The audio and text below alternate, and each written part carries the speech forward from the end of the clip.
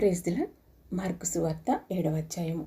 యెరూషలేము నుండి వచ్చిన పరిసయ్యులను శాస్త్రులలో కొందరును ఆయన యొద్దకు కూడి వచ్చి, ఆయన శిష్యులలో కొందరు అపవిత్రమైన చేతులతో అనగా కడుగని చేతులతో భోజనము చేయుట చూచిరి. పరిసయ్యులను యూదులందరూ పెద్దల పారంపర్యాచారమును బట్టి చేతులు కడుగుకుంటేనే గాని భోజనము చేయరు. మరియు వారు సంత నుండి వచ్చినప్పుడు నీళ్లు చల్లుకుంటేనే గాని భోజనము చేయరు. ఇదియుగాక గిన్నెలను, కుండలను, ఇత్తడి పాత్రలను నీళ్లలో కడుగుట మొదలగు అనేక ఆచారములను వారు అనుసరించుడివారు.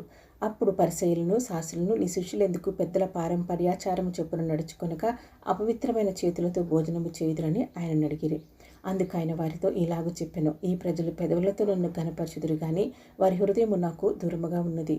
వారు మానవులు కల్పించిన పద్ధతులు దేవోపదేశములని బోధించు నన్ను వ్యర్థముగా ఆరాధించుదురు అని వ్రాయబడి ఉన్నట్లు వేషధారులైన మిమ్మును గూర్చి యెషయా ప్రవచించినది సరియే. మీరు దేవుని ఆజ్ఞను విడిచిపెట్టి మనుషుల పారంపర్యాచారమును గైకొనుచున్నారు. మరియు ఆయన మీరు మీ పారంపర్యాచారమును గైకొనుటకు దేవుని ఆజ్ఞను బుద్ధిగా నిరాకరించుదురు. నీ తల్లిదండ్రులను గనపరచవలననియు తండ్రినైనను తల్లినైనను దూషించువానికి మరణశిక్ష విధింపవలననియు మోషే చెప్పెను కదా.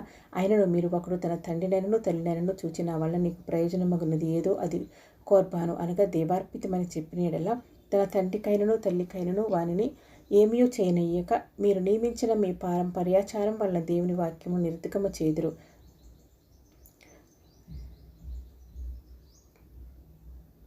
ఇటువంటివి అనేకములు మీరు చేదురని చెప్పాను. అప్పుడైన జన సమూహమును మరలా తన యొద్దకు పిలిచి, మీరందరూ నా మాట విని గ్రహించుడి.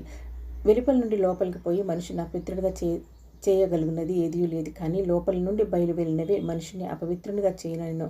ఆయన జన సమూహమును విడిచి ఇంటిలోనికి వచ్చినప్పుడు ఆయన శిష్యులు ఈ ఉపమానమును గూర్చి ఆయన అడుగగా ఆయన వారితో ఇట్లనెను, మీరును ఇంత అవివేకులై ఉన్నారా? వెలుపల నుండి మనిషిని లోపలికి పోనిది ఏది వారిని నపవిత్రునిగా చేయజాలదని మీరు గ్రహింపుకున్నారా?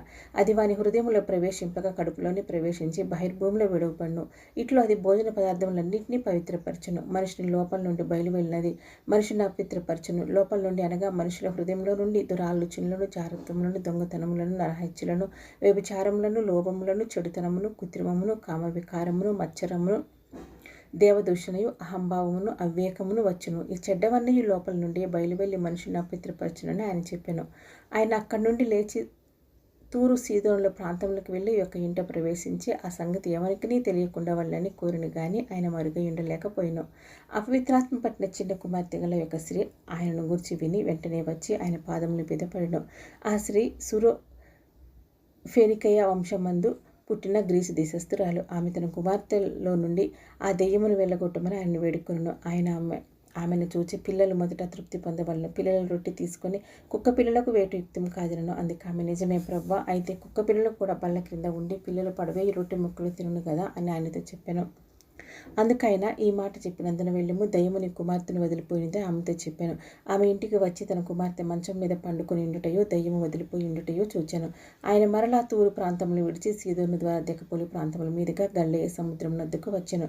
అప్పుడు వారు చెవుడు గల నత్తివాని ఒక నాయన వద్దకు తోడుకుని వచ్చి వారి మీద చెయ్యి ఉంచమని ఆయన వేడుకొనిరి.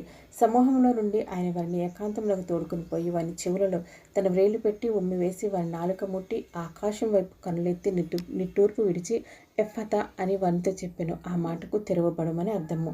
అంతటా వారి చెవులు తెరవబడను. వారి నాలుక నరము సడిలేవాడు తేటగా మాట్లాడుచుండెను. అప్పుడు ఆయన ఇది ఎవరితోనూ చెప్పవద్దని వారికి ఆజ్ఞాపించెను. అయితే ఆయన చెప్పవద్దని వారికి ఆజ్ఞాపించిన కొలది వారు మరి ఎక్కువగా దాన్ని ప్రసిద్ధి చేయొచ్చు, ఈయన సమస్తమును వాగ్గా చేస్తున్నాడు, చెవిటివారు విన్నట్లుగాను మూగవారు మాట్లాడున్నట్టుగాను చేయుచున్నాడని చెప్పుకొని అపరిమితముగా ఆశ్చర్యపడిరి.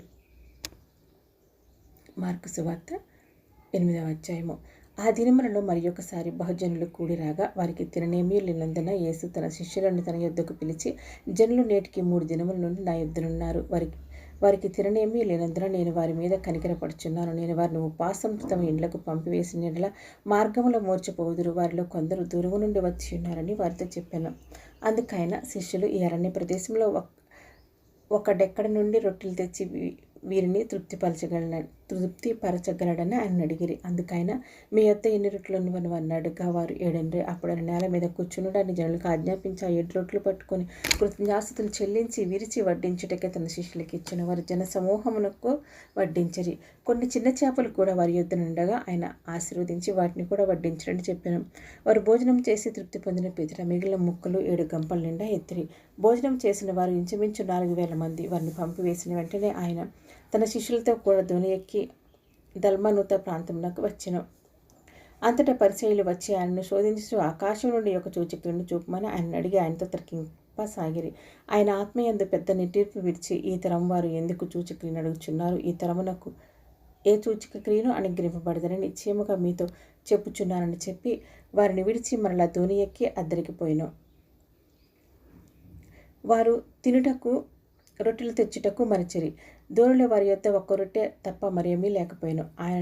ఆయన చూచుకొనుడి, పరిసయ్యుల పులిసిన పిండిని గూర్చు హేరోదు పులిసిన పిండిని గూర్చి జాగ్రత్త పడ్డని వారిని హెచ్చరింపగా వారు తమ యొద్ద రొట్టెలు లేవే అని తమలో తాము ఆలోచించుకున్నారు. యేసు అది ఎరిగి, మన యొద్ద రొట్టెలు లేవే అని మీరు ఎందుకు ఆలోచించుకొంచున్నారు? మీరు ఇంకా గ్రహింపలేదా? వివేచింపలేదా? మీరు కఠిన హృదయం గలవారై ఉన్నారా? మీరు కనులుండి చూడరా, చెవులుండి వినరా? జ్ఞాపకం చేసుకునరా? నేను 5,000 మందికి 5 రొట్టెలు విరిచి పంచిపెట్టినప్పుడు మీరు ముక్కలు ఎన్ని గంపల నుండి ఎత్తురని వారిని అడిగిన. వారు 12 అని ఆయనతో చెప్పిరి. ఆ 4,000 మందికి 7 రొట్టెలు నేను విరిచి పంచిపెట్టినప్పుడు ముక్కలు ఎన్ని గంపల నిండా ఎత్తురని ఆయన అడుగ్గా వారు 7. అందుకైనా మీరు ఇంకను గ్రహింపకున్నారా అని అనను. అంతలో వారు బెత్సయిదాకు వచ్చినప్పుడు అక్కడి వారు ఆయన యొద్దకు ఒక గుడ్డివాని తోలుకొని వచ్చి వారిని ముట్టవలనని ఆయన్ని వేడుకొనిరి.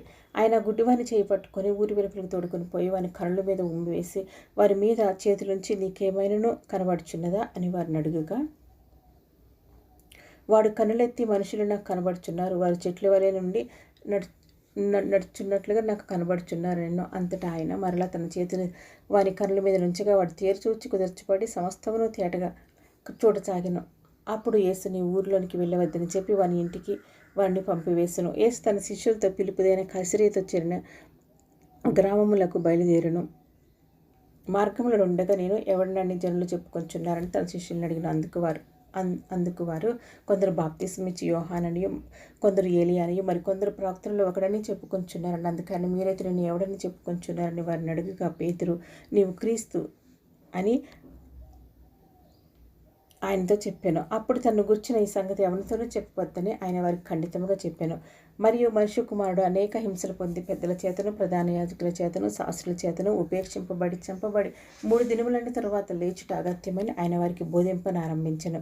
ఆయన ఈ మాట బహిరంగంగా చెప్పాను. పేతురు ఆయన చేయి పట్టుకొని ఆయనను గద్దింపసాగెను. అందుకైన తన శిష్యుల వైపు తిరిగి వారిని చూచి, సాతానా, నా వెనుకకు పొమ్ము. నీవు మనుషుల సంగతులను మనస్కరించున్నావు గాని దేవుని సంగతులను మనస్కరింపకున్నావని పేతురును గద్దించును. అంతటా ఆయన తన శిష్యులను జనసమూహమును తన యొద్దకు పిలిచి, నన్ను వెంబడింపగోరువాడు తన్ను తాను ఉపేక్షించుకొని తన శిలువను ఎత్తుకొని నన్ను వెంబడింపవలను. తన ప్రాణమును రక్షించకొనగోరువాడు దాన్ని పోగొట్టుకును. నా నిమిత్తమును సువార్త నిమిత్తమును తన ప్రాణమును పోగొట్టుకున్నవాడు దాన్ని రక్షించుకును. ఒకడు సర్వలోకమును సంపాదించుకుని తన ప్రాణమును పోగొట్టుకుంటే వానికి ఏమి ప్రయోజనము? మనుషుడు తన ప్రాణమునకు ప్రతిగా ఏమి ఇయ్యగలడు? వ్యభిచారమును పాపము చేయు ఈ తరము వారిలో నన్ను గూర్చియు నా మాటలను గూర్చియు సిగ్గుపడేవాడెవడో వారిని గూర్చి మనుష్య కుమారుడు తన తండ్రి మహిమగల వాడే పరిశుద్ధ దూతలతో కూడా వచ్చినప్పుడు సిగ్గుపడునని చెప్పెను.